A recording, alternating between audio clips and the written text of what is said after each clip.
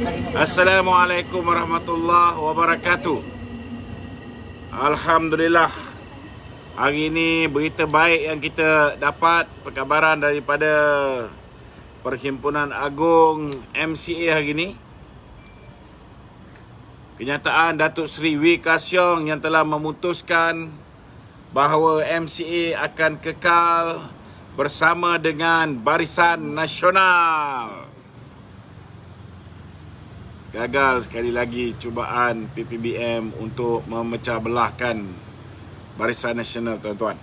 Jadi kita ucap tahniah kepada MCA kerana membuat keputusan yang tepat, kerana istiqamah bersama dengan BN tidak mudah dibeli oleh Perikatan Nasional, dan kita harap semoga kerjasama kita bersama dengan MCA ini akan berterusan, insya-Allah. Jadi malam ni kita dah bersedia dengan pelbagai bentuk soalan. Tuan-tuan yang ada soalan bolehlah WhatsApp kepada nombor berikut 01 7 017 3445 3445 120. 120. Ada yang tanya kenapa lambat. Tadi saya celebrate birthday anak saya Amira, Natasha dan juga Amirul Naufal. Happy birthday. Dia buat birthday dia. Okey, minta maaf lah lambat sikit 15 minit. Okey, silakan. Okey, Assalamualaikum Datuk. Pablo, malam ni ada Pablo. Ramai orang cari Pablo ni. Okey Datuk, PAS komited dengan pendirian bahawa penyatuan ummah adalah perkara paling penting dalam membentuk kerajaan yang kuat dan stabil. Mengikut kata Setiausaha Agong Taqiyuddin Hasan. Taqiyuddin juga berkata bahawa PAS sentiasa menekankan sebab bersatu diperlukan untuk bersama-sama PAS dan UMNO. Tak komen sikit Datuk? Dia kalau nak cerita pasal perpaduan ummah, kita mesti bawa sama PAN bersama, sebab mereka pun Islam juga. Kita kena bawa sama PKR pun bersama, mereka pun Islam juga, kan? So tak payah sembang duk cerita perpaduan ummah ni, kan? Dia kena mengakulah dia yang penting bagi dia ialah kuasa. Yang penting bagi dia nak pastikan bahawa royalti minyak diterima. Yang penting bagi dia jawatan menteri kekal, kan? Tak ada masalah. Pendirian Taqiyuddin ni bukan pendirian PAS di peringkat angka umbi. Jadi kita tak perlu bimbang. Ini pendirian beberapa orang, geng-geng publika yang baru belajar hisap sigar ni, kan? Ini bukan pendirian PAS keseluruhan. Ini hanya kumpulan kecil yang merosakkan PAS, yang sudah hilang jati diri, yang sudah hilang ciri-ciri kepimpinan ulama' tu. So biarkan puak-puak ni. Sebab apa? Sebab lepas pilihan raya nanti, bila BN menang, mereka akan bersama dengan kita. Sebab dia punya target dia ialah dia akan bersama orang yang ada kuasa. Itu je. Ini perjuangan dia orang, kan? Jadi kita tak perlu bimbang, kan? Selagi dia orang ni kepala agung tu menjadi keutamaan, selagi itulah kita tak perlu bimbang. Dia ikut siapa yang berkuasa. Dia kan. Okey itu sementara itu tokoh politik veteran bekas UMNO Datuk Seri Datuk Dr. Rais Yatim berkata UMNO dan Bersatu perlu bermufakatan demi masa depan dan pemegangan politik pada orang Melayu. UMNO saja tak boleh berkuasa. Dia kata, dan Bersatu saja pun tak boleh berkuasa. Waimah dengan PAS pun perlu bekerjasama. Kepada parti Melayu ini mesti sedar pentingnya bermufakatan. Soalan saya tu, kenapa tiba-tiba semua daripada mentam sekarang dia seolah-olah memerlukan UMNO? Tak, sekarang ni kita kena faham, yang terdesak, yang desperate ni Bersatu je. Yang tahu bahawa kalau tanpa UMNO dia orang ni mampus pilihan raya akan datang, Bersatu je. UMNO tak ada masalah. UMNO nak membebaskan diri dia. Cuma masalahnya UMNO di peringkat bawah ni yang okey. UMNO yang di peringkat ahli-ahli parlimen ni susah sikit. Kerana ramai yang sudah termasuk jerat. Ada yang dapat bulanan dengan Isyamuddin, ada yang dah dapat jawatan menteri, ada yang dah dapat jawatan timbalan menteri, pengurusi GLC, kan? Jadi mereka susah nak membuat keputusan meninggalkan PPBM. Walaupun hati dia tak nak dengan PPBM. Walaupun hati dia tahu bahawa PPBM berusaha untuk menguburkan UMNO. PPBM mahu menggantikan UMNO. PPBM mahu menjadi wakil orang Melayu. Bukan lagi UMNO yang menjadi wakil orang Melayu. Dia orang tahu. Tapi disebabkan keterpaksaan. Dia tak sedia nak kena kejar, kena hambat dengan SPRM. Mereka tak bersedia nak kena kejar, kena hambat dengan lembaga hasil dalam negeri, kan? Itu sebab.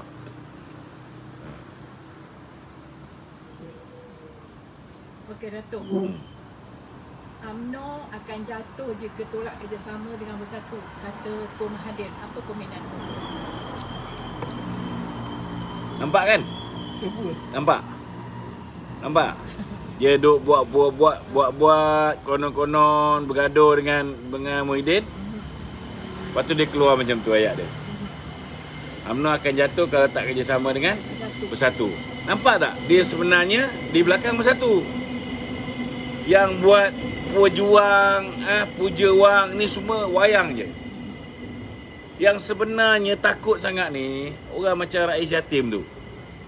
Kan? Dah terlambat.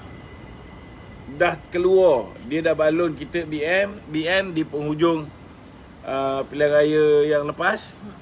Dia dah masuk Bersatu. Sekarang Bersatu dah tak diterima oleh rakyat. Kalau tidak ada kerjasama antara Bersatu dengan UMNO, memang dia orang ni akan bungkus secara total. Parti ini akan berkubur. Akan dikuburkan oleh rakyat dalam pilihan raya. Kan? Dia tahu. So the only way dia orang ni nak survive ialah sekiranya mereka mengagih-agihkan kerusi dengan BN. Jadi di mana tempat yang BN tak bertanding, dia orang bertanding. Baru ada peluang menang. Kan? Kalau tempat yang BN bertanding, dia orang bertanding, confirm bungkus. Itu sebabnya kita tengok orang macam Azmin Ali. Mana tempat yang dia nak bertanding lagi? Dia bertanding di mana pun, kalau ada wakil BN bertanding, dia tetap akan kalah. Kalau BN tak bertanding pun, kan? Dengan gambar dia yang cukup jelas tu, yang kita tak perlu kempen. Kita keluarkan gambar yang Haziq telah rakam. Cukup. Untuk membantu siapa juga menentang Azmin Ali untuk menang pilihan raya. Tak ada masalah. Itu sebab orang macam Azmin, orang macam Din Pagu, orang macam siapa nama? Rais Yatim, mereka ni amat mengharapkan Hamzah Zainuddin, mereka mengharapkan supaya BN tidak akan bertembung dengan mereka. Sebab mereka bukan sudah membayangkan jadi pembangkang. Ada setengah-setengah orang kata, Azmin sudah membayangkan diri jadi pembangkang. Salah tu. Azmin tak akan menang pun seat dia. Dia bertanding ahli parlimen, tak boleh menang. Macam mana dia nak jadi ahli parlimen pembangkang? Tak boleh. Kan?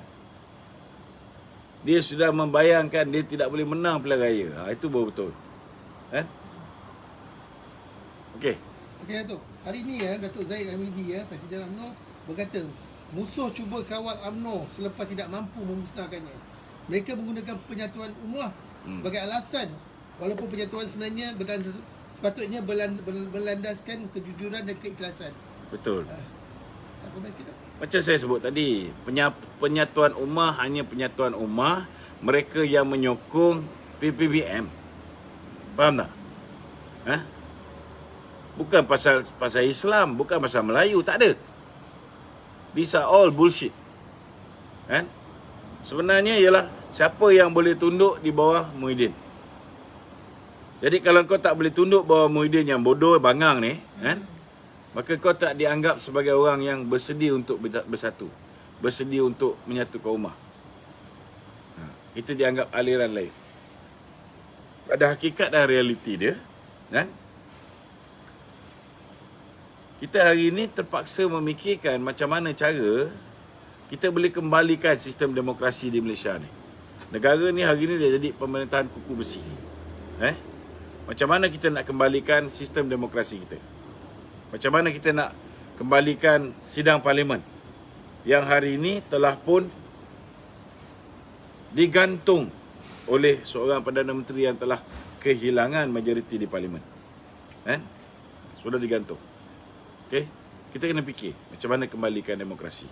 Kedua, macam mana dalam keadaan negara ini diperintah oleh seorang yang sudah hilang majoriti di parlimen, kita nak pastikan supaya kita masih lagi boleh memastikan bahawa wabak COVID ini dapat kita kekang penularannya. Kita dapat pastikan bahawa ekonomi dapat berjalan dengan baik. Jadi nak pastikan ekonomi berjalan dengan baik, mesti pastikan bahawa semua sektor ekonomi dibuka. Jangan ada lagi sektor ekonomi yang ditutup. Kan? Itu sebab tak payah bimbang traffic jam ni. Kan? Kerana bila ada traffic jam, maknanya ekonomi sudah mula dibuka sedikit demi sedikit. This is good for our country. Lagipun orang baru dapat Aisina ni kan. Maka ramailah bagi peluang dia orang ni berjalan sikit. Dah lama hidup terseksa duduk kat rumah. Betul. Kan?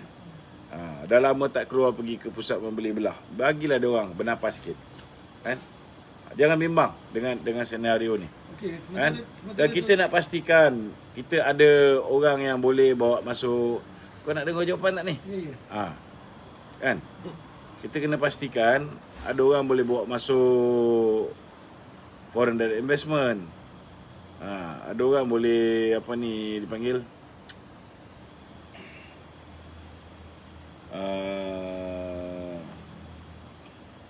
yalah, boleh memperbetulkan ekonomi kita lah.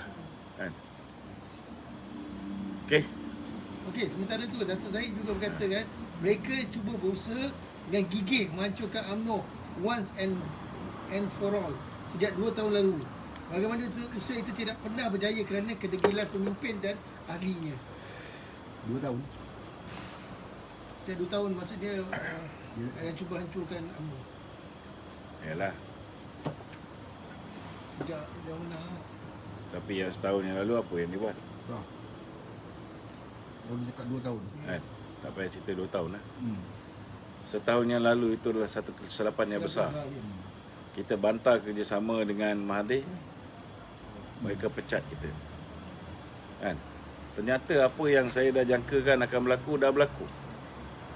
Nasib baik tak kerjasama dengan Mahathir, baru kerjasama dengan Barwah Mahathir je. Cuba kalau kita bekerjasama dengan Mahathir, lagi teruk kita bersekap.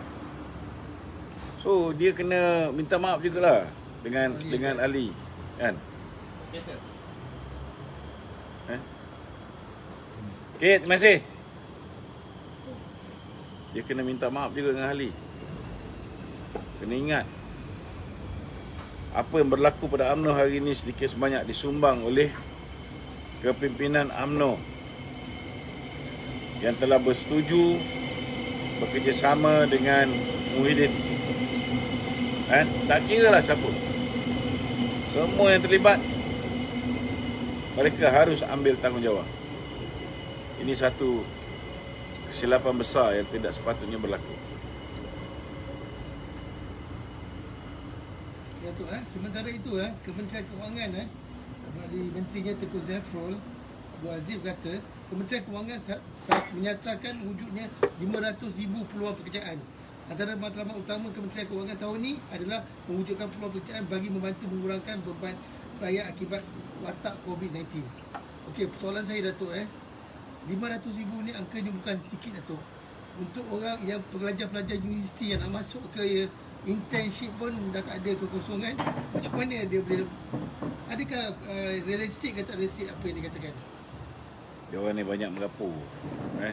Dia sepatutnya sekarang ni fikir macam mana nak mengelakkan daripada majikan-majikan ni membuang pekerja-pekerja. Kita tak harap dia tambah pun, sebab dia tidak ada credibility untuk menambah peluang pekerjaan. Yalah, kalau dah buat polisi-polisi bodoh dengan menutup ruang perniagaan, dengan menutup ruang pekerjaan. Orang nak keluar cari makan pun tak boleh. Kan? KWSP nak keluar setengah mati. Lepas tu bila orang lambat bayar KWSP, kau denda, kau fine. Kan? Kau kerjakan betul-betul orang majikan-majikan, ugut dia orang, nak penjarakan dia orang dan sebagainya. Ini berlaku. Kan? Dan hari ni aku ambil contohlah, ni nak sound sikit pasal Telekom Malaysia ni. Mentekar darah duit orang. Saya subscribe kepada TMNet. Sebab itu hari lepas PKP bodoh 1, kita dah tengok ekonomi dibuka. Maka kita pun buatlah kedai baru. Kita buka kedai baru dekat Maxim Cityline. Subscribe lah Unify. Baru 2 bulan kita subscribe Unify, tak sampai 2 bulan, 1 bulan lebih. Tiba-tiba buat PKP. Kan? Tempat tu memang tak boleh lah nak jual secara bungkus seperti mana yang kepala otak Muhyiddin ni fikir. Semua benda, semua perniagaan, semua restoran ni boleh jual secara delivery system. Kan? Dan dia tak tahu masalah Foodpanda ni pun satu hal juga. Kan? Dia tidak ada langsung dia punya pusat apa yang dipanggil sebagai service center pun semua. So mesin rosak ke, mesin baru nak pasang ke, semua masalah. Tak settle. Jadi bila tak boleh nak kita teruskan perniagaan disebabkan PKP bodoh 2. PKP bodoh 1 tu dah lepas. Datang PKP bodoh 2. Bila datang PKP bodoh 2 ni,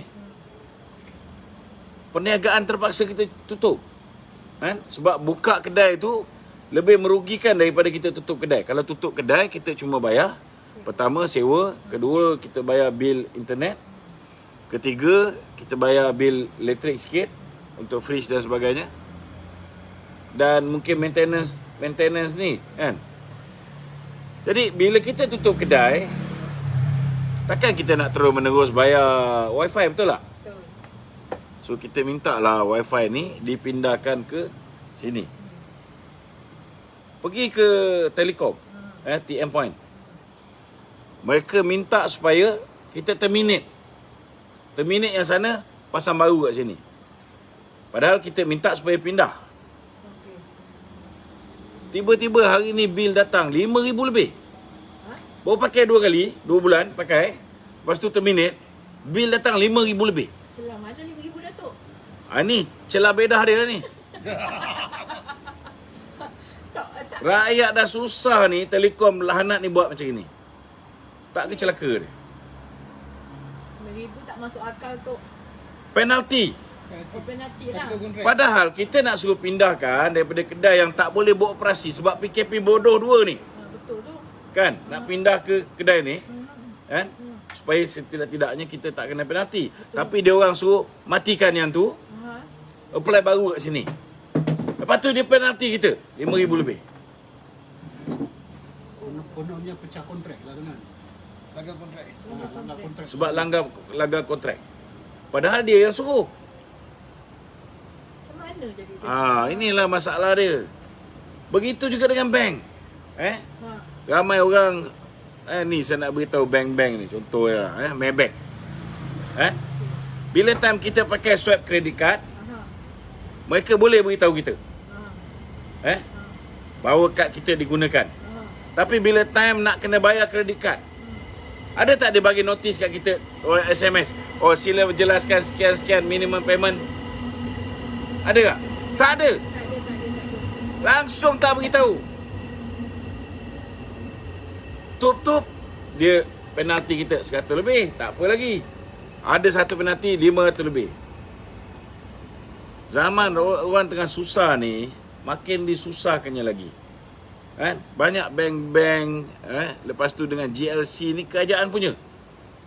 Tapi mereka mengambil kesempatan di atas keperitan rakyat. Betul. Jadi itu sebabnya saya nak beritahu dengan bank-bank ni. Ini zaman 2021. Kalau orang pakai kredit card, kau boleh hantar SMS. Kenapa setidak-tidaknya boleh hantar acknowledgement? Beritahu bahawa sila bayar sebelum berapa-berapa bulan, minimum jumlah sekian banyak. Betul. Ini sistem je boleh buat. Betul. Itu Betul tak? saya setuju. Itu memang sistem. Sekarang ni dia nak kejar penalti tu. Penalti dengan interest ni lebih mahal penalti. Memang betul. This is very wrong. This is very wrong. Itu sebab saya minta rakan-rakan semua tolong check bil kredit kad kita dan sebagainya. Jangan benarkan bank-bank ini mengambil kesempatan kepada rakyat. Rakyat dah susah, jangan kau tambah lagi beban dan susah. Tolong buka. Siapa yang ada kes-kes penyalahgunaan kuasa, siapa yang ada kes-kes bank-bank ni membuat undang-undang yang bertentangan dengan Akta Bank Negara, yang buat charges-charges yang merapu ni, tolong confirm, tolong telefon saya. Kita boleh buat liputan. Kita bagi bank-bank ni terkenal, bank mana yang banyak kuat mencekik darah duit rakyat. Beritahu dengan saya 011-622-15253. Kita hambat dia orang. Melampau sangat. Tolong betulkan. Pertama Maybank tadi saya beritahu, jangan senang-senang meletak charges, lepas tu tak notify kita. Notify lah. Kalau orang pakai swipe credit card pun boleh tolong beritahu. Betul. Kan? Kita tanya kenapa tak boleh nak beritahu kita sebelum waktu time bayar tu. Betul. Kan? Dia kata tidak ada sistem. Kalau kau ada sistem, orang swipe je credit card terus boleh lapor, takkan sebulan sekali hantar SMS ingatkan kita. Tak boleh. Kan? Nampak sangat bank-bank ni dia nak makan duit daripada penalty charges. Denda lewat bayar ataupun late charges. Daripada menghantar SMS kepada kita ataupun hantar WhatsApp. WhatsApp cuma, bukan kena bayar pun. Okey. Okey Dato'. Apa cerita Suruhan Jaya Pilihan Raya SPR yang senyap sepi ni Dato'? Wajarkah SPR meletakkan syarat dana politik dengan lebih telus dan tegas memandangkan angin-angin pilihan raya 15 semakin dekat, tapi SPR seperti tak buat apa-apa pun. SPR sepatutnya telah mula merangka tema dan syarat pilihan raya daripada sekarang. Apa komen Dato'? 2012 NKRA Rasuah telah diarahkan untuk membuat undang-undang tentang dana politik kepada parti politik dan ahli politik. Kan? So pada ketika itu hanya Barisan Nasional yang bersetuju supaya dana politik ini diisytiharkan. Parti lain baik PAS ke, PKR ke, DAP ke, yang lain-lain semua tak setuju. Sebab mereka mengambil dana daripada asing.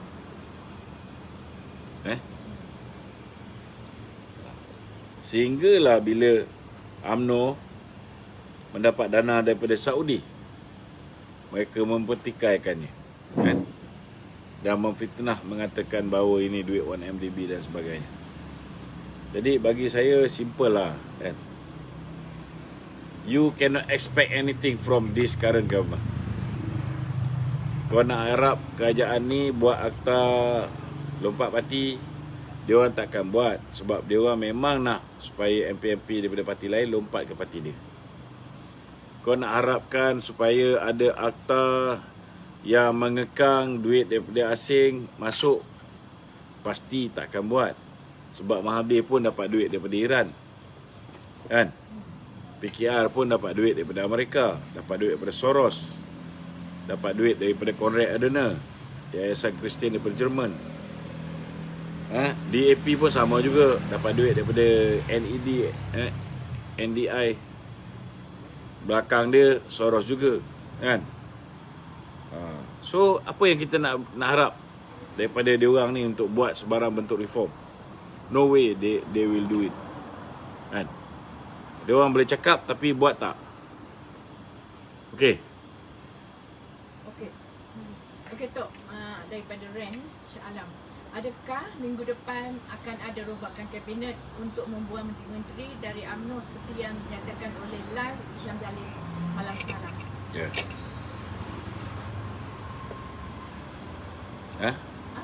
Tak tahulah, mungkin Muhyiddin beritahu Kak Hisham, dia tak beritahu kat saya. Itu Lai Hisham Jalil tadi benda tadi. Betul. Saya punya statement Ya. awal lagi saya dah buat. Saya dah cakap dah, Muhyiddin ni tak ada telur. Kalau Muhyiddin berperang dengan UMNO secara keseluruhan, kan, maka dia akan lingkup dengan pilihan yang akan datang. So sekarang ni dia berperang pada target dia, orang yang boleh memberikan cabaran pada dia. Dia berperang dengan Dato' Najib, dia berperang dengan Dato' Zahid, kan. Ada tengok dia berperang dengan Hishamuddin? Tak ada. Sebab dia mengharapkan Hishamuddin boleh ambil alih pucuk pimpinan UMNO dan menjadi kuda tunggangan dia, kan. Jadi dia tidak membenam Hishamuddin. Dia membantu Hishamuddin, bagi nyawa pada Hishamuddin. Itu pun Hishamuddin bagi nyawa kat dia, kan. Bawa dia pergi ke Saudi, kan. Walaupun pada hakikat dia dah sampai Saudi, nak jumpa King Salman pun tak dapat, kan. Hanya dapat buat perbincangan secara maya. Kalau nak maya ni tak payahlah pergi Saudi. Betul tak? Betul. Memadai buat live daripada apa, teleconferencing daripada Putrajaya. Boleh buat, tak payah nak pergi sampai Mekah baru nak buat live streaming dengan apa ni, Prince Salman. Membazir duit rakyat je. Dia pergi naik jet kerajaan, kan. Entourage dia pun dibiayai oleh kerajaan. Betul tak? Sempadan negara ditutup, kan. Sempadan dia macam mana, kan. Orang lain tak boleh keluar, dia boleh keluar. Tak adil lah macam tu. Anak bini dia boleh pula pergi. Special betul dia orang ni. Tapi oleh kerana dia sebab This is dia double PM standard.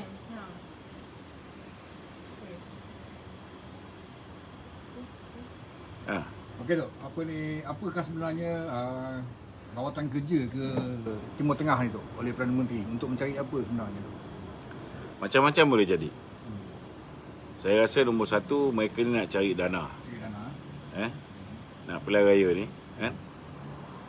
Dia orang ni duk kata Dato' Najib macam-macam, tapi last kali pergi juga Saudi, kan. Cuba dapat dana daripada Saudi, kan. Tak apalah, kita tengoklah nanti dapat ke tak dapat. Nombor dua ni, kalau saya lah yang pergi, pertama saya akan pastikan bahawa saya akan minta kuota haji untuk tahun ni, kan. Kita nak tengoklah Perdana Menteri pergi sana, apa yang dia dapat buat. Kalau zaman Dato' Sri Najib dulu, setiap kali dia pergi ke sana, dia berjaya mendapat kuota tambahan, kan. Kalau tahun ni 100,000, tahun depan selepas pergi jumpa tu mungkin dapat 125,000, tambahan lagi 25,000. Itu Dato' Najib. Muhyiddin ni tak tahulah, dia minta silap-silap berkurangan ke, kan. Kita tak boleh nak jangka. Ya Dok. Itu antara benda yang boleh buat, kan. Contohnya macam apa dipanggil Green Lane. Hanya jemaah Malaysia daripada seluruh dunia ni, jemaah Malaysia je masuk, tak payah pergi apa ni zaman Dato' Najib ni, kan. Sebab daripada Malaysia lagi dia orang dah buat proses documentation tu, dah settle. Pergi sana laluan mudah je jemaah Malaysia. Tak bertunggu lama dekat airport seperti mana yang berlaku sebelum-sebelum ni. Patutnya benda-benda macam ni yang dia bincangkan dengan King Salman. Tapi kalau dapat berbual pun tak bersemuka, menggunakan kaedah maya, kan. Kesian rakyat Malaysia terpaksa berbelanja banyak untuk menghantar Muhyiddin pergi sampai ke Saudi semata-mata nak buat live kat sana, kan. Kalau setakat teleconferencing ni buat kat sini je lah. Tak payahlah hantar dia pergi sana. Kan? Lain kali kalau misalnya tak ada planning dan King Salman tak beritahu dia bersedia untuk berjumpa dengan Perdana Menteri, tak payah pergilah. Kan? Buatlah alasan lain. Kau nak pergi luar negara, kau pergi je. Tak ada orang pun tahu. Kan? Pakai je lah rambut panjang. Tu agak pelik sikit tu sebab kenyataan kerajaan sebelum ni mengatakan Perdana Menteri dijemput tu. Kalau dijemput takkanlah orang tak layan tu kan. Pelik juga. Perdana Menteri dijemput untuk buat live di Saudi. Itu tu. Ini elak. Takkan benda tu pun nak kelentong rakyat tu kan. Macam ni, Datuk Pina. Aku tak fikirlah korang ni semua bodoh tak boleh fikir kan. Korang pun boleh fikir. Apa dia bang? Kenapa tak face to face dengan King Salman? Tak tahulah.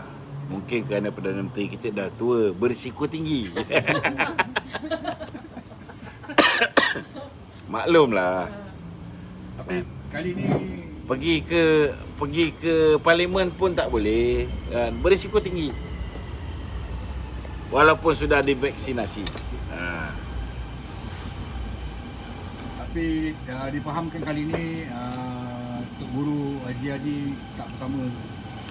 Itu yang saya heran. Sepatutnya bila dia buat lawatan, duta negara tu, duta Malaysia ke Saudi, mesti ada di situ. Kan? Itu sebab saya yakin dia pergi minta duit, dia minta tolong. Kan? Sebab mereka ni kan, mengharapkan supaya semua benda boleh diselesai dengan apa? Method of things. Kan? Semua duit boleh selesai. Dia fikir macam tu. Dia ingat rakyat ni semua boleh dibeli. Kan? Money is king. Bukan money is king. Dia panggil tu apa ni? Money can buy everything. Matter of things. Dalam dia punya ucapan dalam yang question mark tu. Scheme of things ke apa benda? Scheme of things. Scheme of things kan. So itulah dia. Siapa ni? Okey Datuk, sementara itu Datuk, Tun Musa Hitam sudah bersuara sekarang Datuk. Dia berkata ahli-ahli parlimen Malaysia tidak faham falsafah dan ideologi politik. Itu sebab sampai hari ini 70 katak sudah mula lompat batu. Inilah masa yang sesuai rakyat hukum kata-kata yang lompat pada pilihan raya ke-15 dan rakyat akan ajar kata-kata yang lompat ini. Adakah Datuk setuju dengan kenyataan ini? Ada kata-kata dia boleh pakai, ada kata-kata dia tak boleh pakai. Kan? Saya cadangkan dia terus berehatlah. Jangan pandai-pandai nak buat kenyataan kata siapa yang kena dakwa di mahkamah, patut berehat, kan? Bagi saya orang macam Musa Hitam ni, kan, seorang negarawan, dan dia pun tahu macam mana busuknya politik Mahathir, kan? Macam mana zaman Mahathir seseorang itu boleh dengan mudah daripada tak bersalah boleh jadi bersalah, daripada tidak ada kes boleh didakwa. Betul tak? Sebagai seorang yang very well experienced dan pernah menjadi mangsa Mahathir, how come he make such stupid statement? Kan? For me, it's very irresponsible. Siapa dia nak mengatakan bahawa orang yang didakwa ni semua bersalah? Habis aku kena dakwa. Aku kena dakwa kerana aku buat report polis terhadap Amhari, seorang yang mengaku dalam mahkamah dia ambil rasuah 3.7 juta masuk akaun dia di BSI Switzerland. Ambil $200,000 daripada Jolo kerana membantu Jolo. Ambil 25,000 sebulan daripada Op Solution. So orang macam aku kena berhenti daripada berpolitik. So beritahu dengan orang tua ni direhatlah, kan? sebagai orang yang berpengalaman dan tahu mainan kotor Mahathir, dia tak boleh fikir benda ni. For me, apa yang dia cakap tu very irresponsible. Kena faham. Zaman kita memerintah, kalau SPRM mendakwa seseorang, kita yakin bahawa sudah pasti ada asas. Betul tak? Tetapi di zaman Mahathir memerintah, orang tak ada kes. Orang yang kes dia ni dah ditutup oleh AG yang lama. Boleh dibuka balik. Takkan Musa Hitam tak tahu benda ni? Kan? Orang yang dulu kes dia confirm macam Lim Guok sudah ada 60 saksi dibariskan oleh pihak pendakwaan. 25 dah selesai panggil. Kan? Tiba-tiba walaupun ketua hakim negara dah ditukar, ganti dengan orang dia, Richard Malanjut. Walaupun ketua pihak pembela, peguam bela dia sudah dijadikan sebagai peguam negara. Kes dia boleh buang macam tu je. Ini nampak jelas bahawa pendakwaan zaman Pakatan Harapan dan zaman Muhyiddin ini ialah pendakwaan terpilih, malicious prosecution. Takkan Musa Hitam tak boleh fikir benda ni? Dia salah seorang mangsa. Dia lupa tragedi Mamali. Mahathir jadikan dia kambing hitam. Padahal pada ketika itu Mahathir ada dalam negara. Tanya dengan dia. So macam mana dia tak tahu macam mana cara Mahathir punya politik kotor?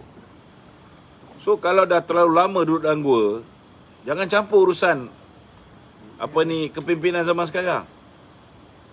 Stay in the cave better than making such remarks.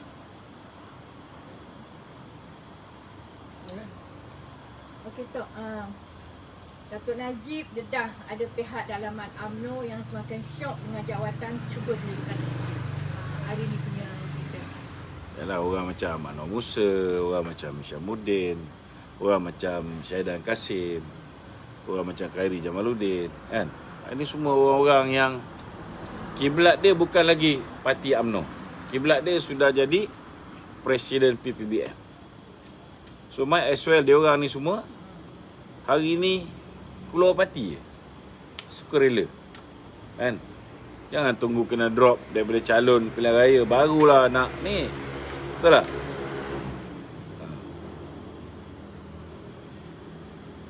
Keluar siap-siap. Jadi tak menyusahkan kita.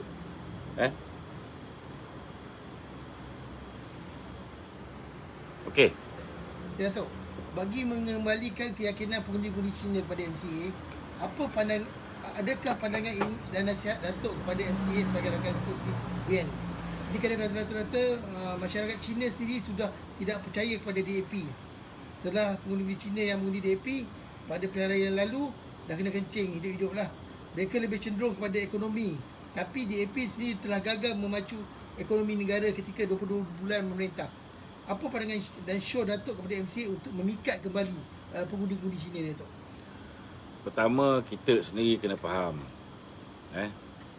Setiap parti yang berteraskan bangsa ni, dia kena memainkan peranan memperjuangkan nasib bangsa dia sendiri. Masalah kita, kadang-kadang kawan kita yang parti bukan Melayu ni, bila kita perjuangkan tentang hal Melayu, dia anggap kita resis. Dan masalah kita yang UMNO ni, kadang-kadang bila MCA ni perjuangkan sikit pasal sekolah Cina, MIC perjuangkan sikit pasal sekolah India, kita pula anggap resis. Yang itu yang kita kena improvise. Kita kena tahu macam mana nak menyesuaikan diri antara satu sama lain. Kita kena faham ada kalanya kawan-kawan parti komponen kita ni, dia kena belagangin dengan kita. Untuk memastikan mereka dapat memperjuangkan nasib kaum Cina, kaum India atau kaum apa pun, kan? Dan satu elemen yang bagus hari ini dalam ucapan Datuk Seri Wee Ka Siong, saya tengok beliau menyatakan bahawa hari ini kita tidak boleh hanya memperjuangkan nasib kaum Cina. Kita kena memperjuangkan nasib semua kaum. So, saya rasa inilah nilai baru yang sepatutnya diamalkan bukan hanya oleh pemimpin masyarakat Cina, mesti diamalkan oleh pemimpin masyarakat India dan mesti diamalkan oleh pemimpin masyarakat Melayu. Kalau kita nak hidup aman, damai, harmoni dalam negara ni, semua pemimpin kita tidak boleh ada sifat yang resis keterlaluan. Kan? Ada jati diri yang kuat mempertahankan hak bangsa sendiri, okey, tak salah. Tetapi jangan cross the line menjadi seorang yang terlalu resis dan menidakkan hak kaum lain. So kalau ramai orang follow pendapat Datuk Seri Wee Ka Siong ni, insya-Allah insya-Allah negara akan okey. Dan terbukti 61 tahun kita tak ada masalah pun dengan MCA. MCA have been our loyal friend. Dan dia bersama dengan kita ketika senang dan ketika kita susah.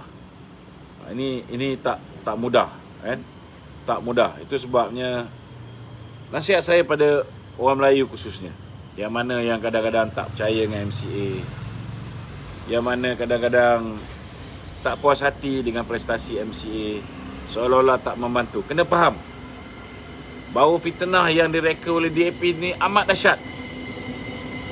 Sehingga kan ahli-ahli MCA pun ada yang tak mengundi BN dalam pilihan raya yang lepas. Namun kita kena faham bahawa kita masih mendapat 3% majoriti, ni 3% sokongan masyarakat Cina dalam pilihan raya yang lepas. Dari mana datang sokongan 3% ni? Dikala semua orang Cina menolak UMNO dan BN, 3% ni datangnya daripada MCA. That's why dikala dia orang tidak menang dengan cantik, maka jangan kita lupa jasa-jasa dia. Kita kena ingat, they are our loyalists. We got to appreciate this 3%. Jangan kerana 97% yang marah kat kita lagi lepas, yang termakan fitnah-fitnah dan adu domba daripada Pakatan Harapan, kita hukum yang 3% ni. That is very unfair.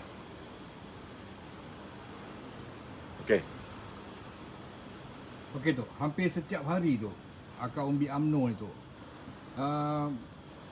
mendesak agar pengkhianat-pengkhianat yang berada dalam UMNO ni mestilah dipecat tu, sebab mereka dah menganggap bahawa pengkhianat-pengkhianat ni adalah Trojan horses yang boleh membawa bahaya ke atas perancangan UMNO untuk memenangi PRU ke-15.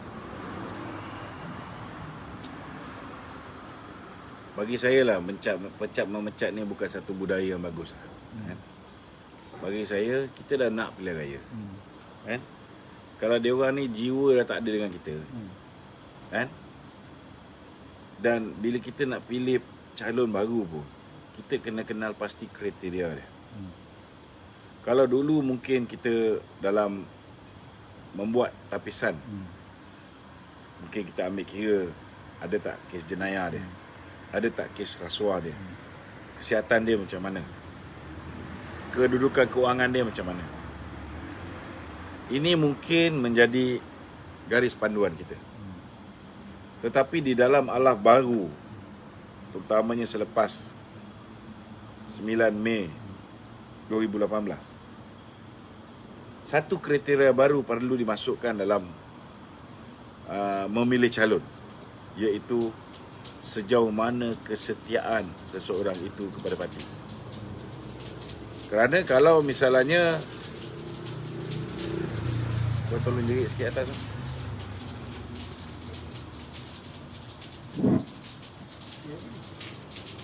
Kalau misalnya orang yang kita nak lantik itu tidak setia pada parti, maka kemungkinan bila dia dah dilantik menjadi calon, dia akan lompat parti. Dia akan mudah dibeli. So kriteria yang paling utama dalam keadaan sekarang ini, dikala zaman membeli belah, tak boleh nak salahkan juga. Bila Hamzah Zainuddin hebat membeli belah, mestilah hebat membeli belah sebab ramai orang buat sale. Betul tak? Kan? Semua orang buat sale, semua nak jual diri. Kalau misalnya tidak ada orang buat sale, maka tak adalah Hamzah Zainuddin joli sakan pergi beli je. Naik atas. Kan? Joli sakan untuk membeli wakil-wakil rakyat ni. Betul tak? Ini kena faham. Okey. Okey, Tok. Ada rumours mengatakan tidak akan ada PR pada tahun ini. Rumours. Yalah, ada kemungkinan. Apa sebab Tok? Apa komen Datuk? Sebabnya sekarang ni Muhyiddin ni kita faham dia memang tahu kalau dia teruskan pilihan raya, UMNO tak bersama dengan dia, mampus dia. So sekarang ni dia mungkin akan mempengaruhi raja-raja Melayu untuk supaya darurat ini didrag seberapa lama yang mungkin. Kalau boleh lagi 2 tahun ke 3 tahun ke, kan? Sebabnya mereka tahu bahawa mereka tak boleh menang pilihan raya sekiranya UMNO menentang mereka. Dia tahu.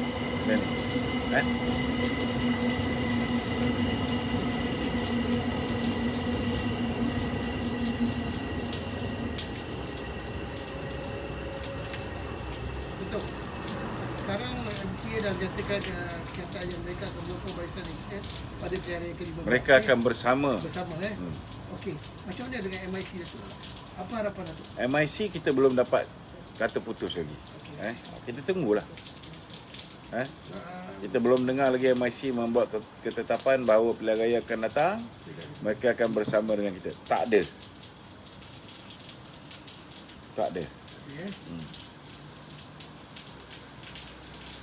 Ini apa komen Datuk mengenai Bung Mokhtar yang tetap akan bekerjasama dengan PBBM?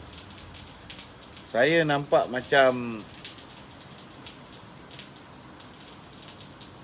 ada muslihat lah kenyataan tu. Saya harap ada muslihat. Tapi kalau misalnya kenyataan itu dibuat disebabkan beliau tidak lagi belajar daripada pengalaman pilihan raya negeri Sabah, saya sedih lah. Saya sedih kerana akhirnya apa yang berlaku di Sabah pada pilihan raya negeri yang lepas akan berlaku balik. Kita tahu nanti dia orang agih-agihkan kursi. Katalah UMNO bertanding sekian banyak, PPBM bertanding sekian banyak, kan? Last kali tempat yang UMNO bertanding ni, PPBM akan letak calon bebas. Ini dah berlaku. So makin akan merosot jumlah undi yang dimenangi oleh BN. Cuba kalau misalnya Bung Mokhtar konsisten sebab Sabah ni ada autonomi. Kalau misalnya itu hari dia dah sebut 73, pemimpin macam Anwar Musa datang macam mana pun, kalau dia tak berganjak tetap dengan 73 tu, pilihan raya negeri Sabah keputusannya jauh lebih baik dan saya yakin Bung Mokhtar dah jadi ketua menteri. Tapi silap percaturan, kita telah memberikan kerusi untuk PPBM bertanding. Kau deal dengan syaitan. Habis dia bunuh je. Syaitan ni mula-mula je dia bagi kita syok sendiri, lepas tu dia ngap kita balik. Okey. Okey, ada lagi? Okey, Tok, ini daripada Sukri Penang Soalan Sukri Penang. pendek je. Penang. Saya punya follower. Kenapa tak sekata antara MKT dan Presiden? Kenapa MKT kata apa, Presiden kata apa? Dan dengan keadaan yang sekarang ni Tak ada, tak betul tu. Tak betul. tak betul lah. Saya rasa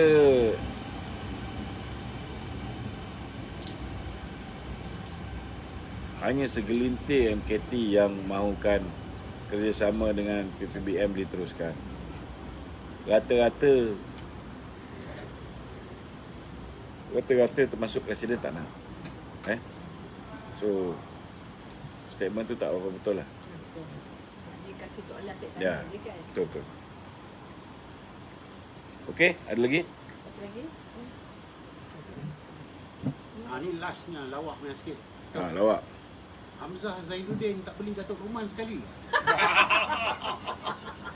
Datuk duit tu. Aduh, Apa lagi tu? Apa lagi Tok? Datuk duit tu. Duit Tok. Cash steam tu. Macam mana tu? What your comment?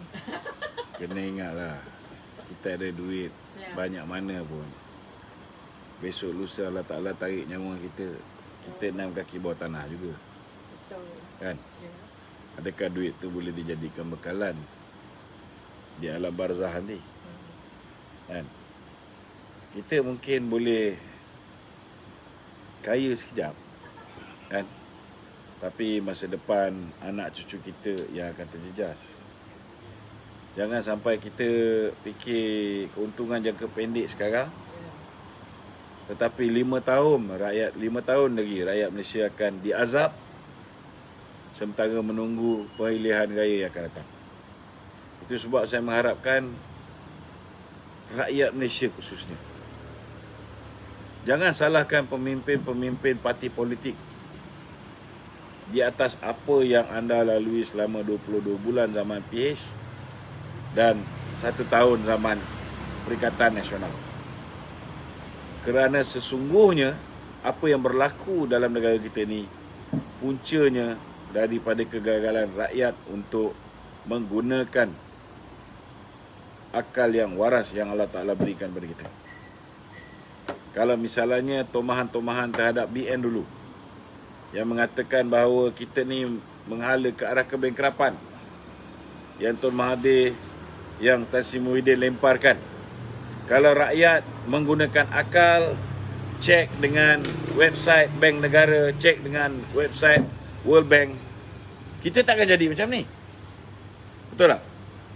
Kalau orang kata kita ni negara yang mundur, sedangkan hakikat dia, kalau mereka cek prestasi ekonomi kita, pertumbuhan ekonomi kita nombor 3 terbaik 2017 sebelum tarikh pilihan raya.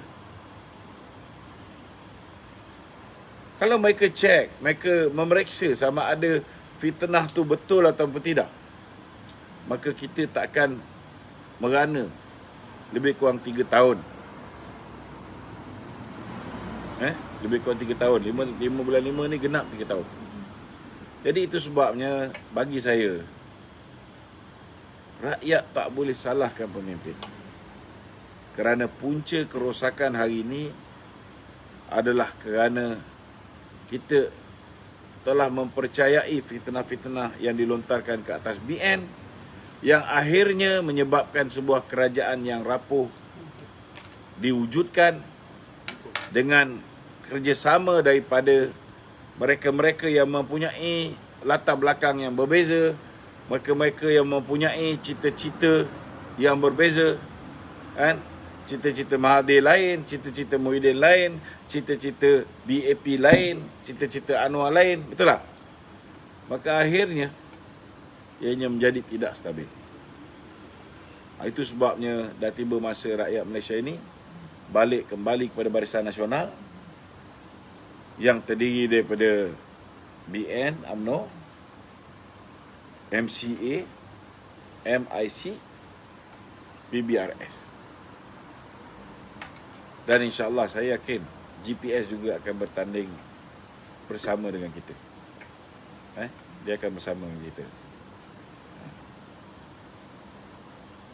Okey. Okay. Ada soalan lain? Tolong Datuk memberi pencerahan terhadapnya. Itu dunia. Datuk post sikit biar orang tahu. Kena bila dapat ni orang minta derma atas nama Datuk Najib ni, setakat ni benda ni tak betul lah. Tak betul. Tolong buat laporan lah, tolong buat laporan. Sekiranya ada orang minta duit menggunakan nama Datuk Najib dan sebagainya. Ada orang minta duit atas nama tahfiz, atas nama pusat anak yatim dan sebagainya. Tolong make sure buat video call. Kan? Sebab kebanyakan mereka ni tidak menggunakan akaun pusat tahfiz ataupun anak-anak yatim tu. Kalau misalnya dia kata akaun ada masalah ke apa, buat video call. Tengok. Ada tak mereka ni anak-anak yatim tu dengan mereka.